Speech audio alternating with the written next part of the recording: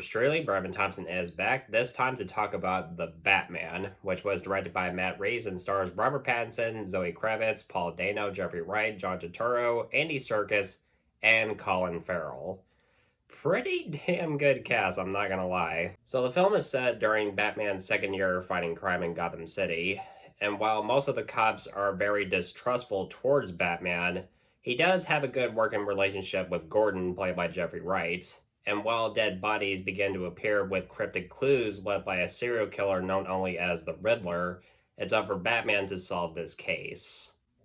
This has been one of my most anticipated films for quite some time, mostly because, not only because this was another Batman film, but because I'm a huge fan of Matt Reeves' work as a filmmaker. I love Cloverfield, Let Me In, and both of his Planet of the Apes films.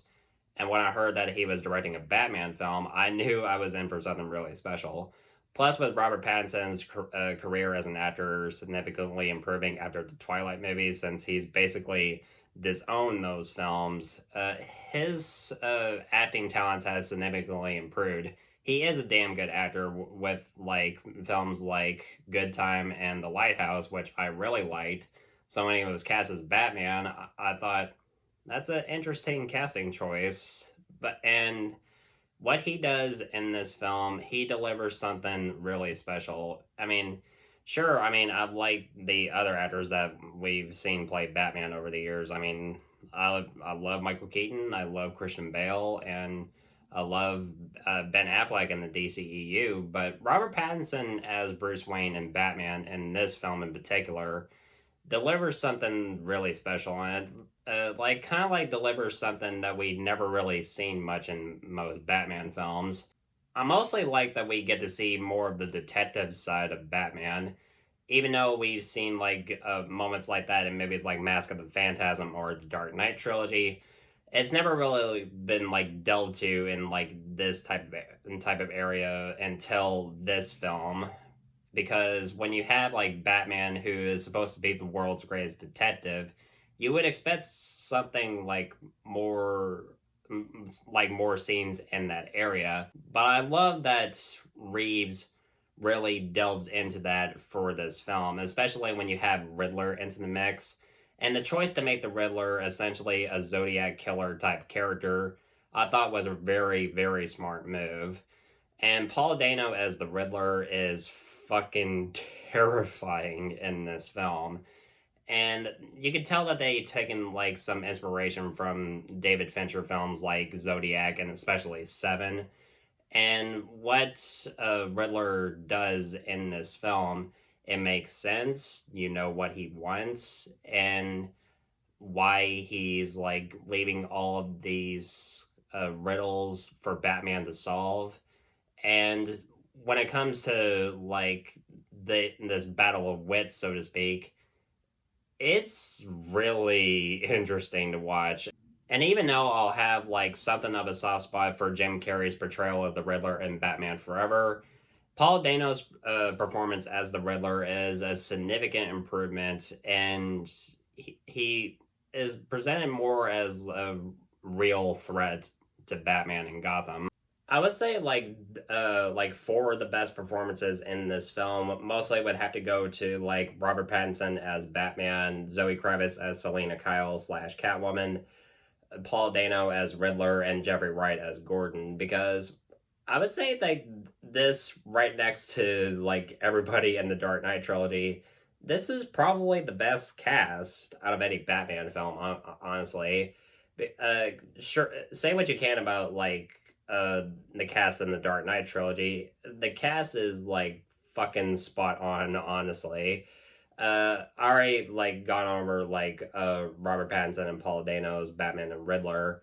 Zoe Kravitz as Selena Kyle, I thought was really, really good. I mean, especially when you compare her to like the other actresses that we've seen play Catwoman.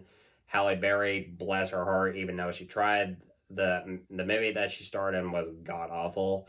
And Hathaway was pretty good in The Dark Knight Rises, and Michelle Pfeiffer is still my favorite Catwoman, but compared to her and Zoe Kravitz in this film, It's kind of difficult for me to decide who is my favorite Catwoman now because Zoe Kravitz as Selena Kyle slash Catwoman in this film is really, really good. And I think she and Robert Pattinson have really good chemistry on screen.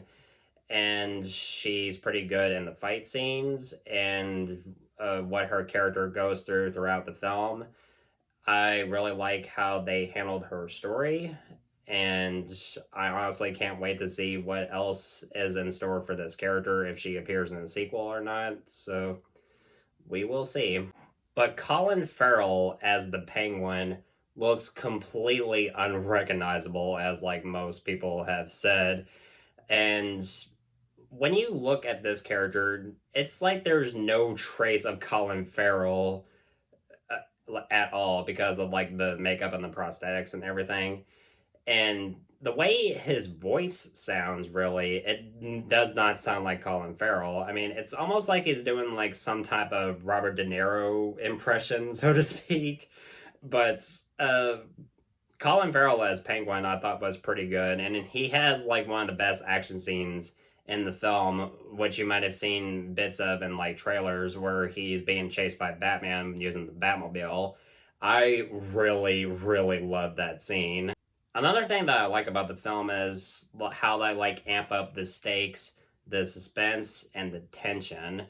There's one moment in particular where this corrupt DA, I mean, has like a bomb collar on his neck, and he has a cell phone taped to his hand, and Riddler is just waiting for Batman to answer this phone call, and he and the DA are like answering like these riddles, and it leads to like one really fucked up moment. And I don't want to like spoil much of the movie, but if you've seen the film, then you know exactly what I'm talking about. And I really like how like they present Batman more as like this symbol of fear towards criminals.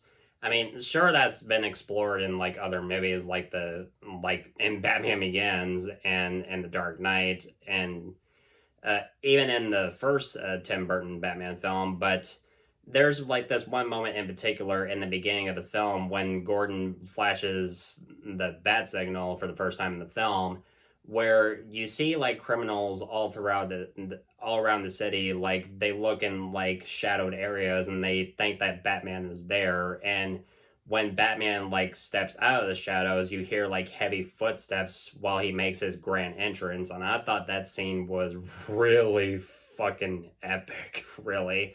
Especially when you have like Michael Giacchino's score. I mean, when it comes to Michael Giacchino's score, I really, really like it. I mean, it's really good, right up there with like the previous Batman scores that we've gotten over the years, like Danny Elfman and James Newton Howard and Hans Zimmer.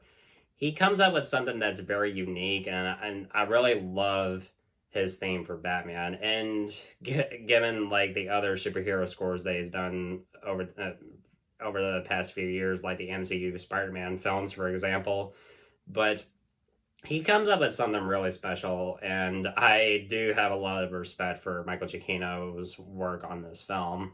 In this film, Batman mostly has like three allies in this film. Of course, you have Gordon, played by Jeffrey Wright. And when it comes to Andy Serkis as Alfred, I really liked his scenes, and especially like there's one scene which I won't spoil, which I thought was like really, it was a real powerful emotional moment, especially like after like this one discovery that Bruce discovers that really shocks him to his core. And I'll probably explore more of that in a spoiler video. And his relationship with Selena, I really, really like, and especially when it comes to like how like Selena like views the city after like everything that she's experienced, because I like how they represent Gotham as like the biggest shithole you can possibly imagine, and Batman is doing his best to try to make a difference while being like this symbol of fear towards criminals. And we hear like a voiceover from Batman throughout like portions of the film, where he feels like even though he's been Batman for 2 years, he says like it's been 2 years and crime is up, and he feels like he's, despite all of his hard work, he's still trying to make a difference while he's not making any progress whatsoever. But towards the end of the film, he realized that he has to sort of change his ways in some way, which I will go over in a spoiler video. And what goes on in the end, like when like all the after like all the chaos like happens and Batman doing his best to save the city, and his final voiceover, I really really love, and I'll go over that in a spoiler video, and I definitely cannot wait to talk about it, and it's one of my favorite moments of the film. Throughout the film, I mean, despite its 3 hour runtime, I was watching this film like a hawk for flaws, and I was surprised that there was not like one moment of the film that bugged me. There's really not much I can say. I fucking love this film. I love the performances. I love the action. I love how long it is. It's got a perfect 3 act structure. I love the atmosphere of the film and just everything about it. It just makes it the Batman film that I've wanted for years, and I really cannot wait to see what else they'll do for this franchise, because I mean, despite all the other Batman films that we've gotten over the years, what Matt Reeves has done for Batman for this film, I really appreciate it, and it's easily my favorite film of the year so far. And there's not really much else. I mean, I really, really love this film. So that means that the Batman deserves an A+. Hallelujah. Hallelujah. Hallelujah. Hallelujah. Hallelujah. So what do you all think of the Batman? Let me know in the comments below. And guys, thank you so much, as always, for watching. Looking forward to doing more videos really soon. And if you want my thoughts on old or new films, of course, you know where to find me.